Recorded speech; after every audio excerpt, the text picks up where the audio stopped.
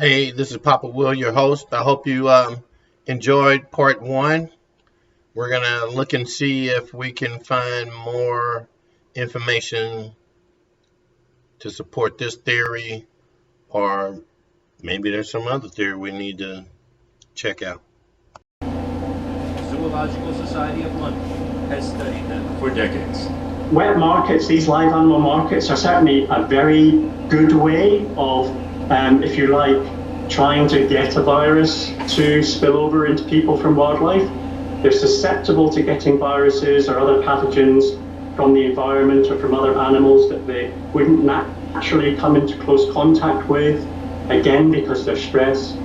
And then they can become virus factories, and they're in close contact with human beings in the markets, and they're butchered in the markets by people in relatively unhygienic conditions. Other researchers point to reports from China that some of the earliest cases were not associated with the wet market.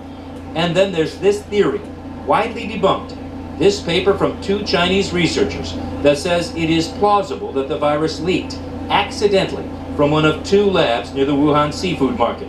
After an uproar and heated denials by the Chinese government, one of the authors told the Wall Street Journal the paper had been withdrawn because it was not supported by direct proofs. Experienced virus hunters Dashik and Cunningham say the theory is bunk. People don't keep bats in captivity. Complete baloney. We don't need to invoke conspiracy theories.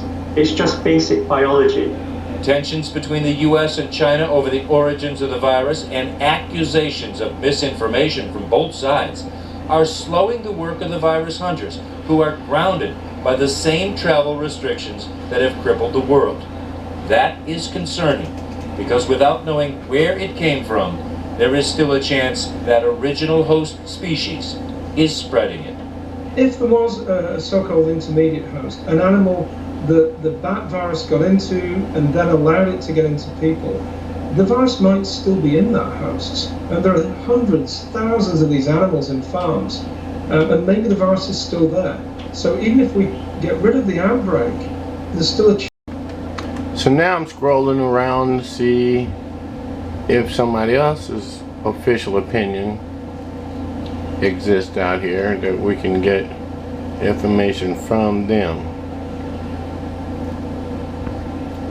Let's see if there's this novel coronavirus, what we know so far in medical news today.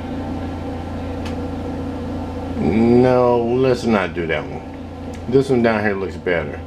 COVID-19 coronavirus epidemic has a natural origin. Let's see what the natural origin is. Okay, we got to read this one. Man, this is an analysis of public genome sequence data from SARS-CoV-2 and related viruses found no evidence that the virus was made in a laboratory or otherwise engineered. That'll tell you right there that they didn't make it. Man didn't make it.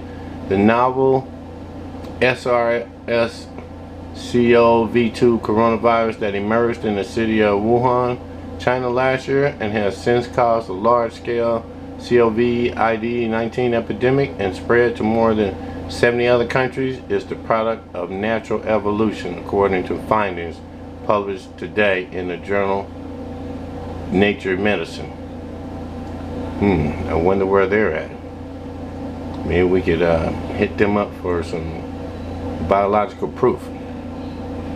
The analysis of public genome sequence data from SARS-CoV-2 and related viruses found no evidence that the virus was made in a laboratory or otherwise engineered. So there you go. Y'all gotta let that part go.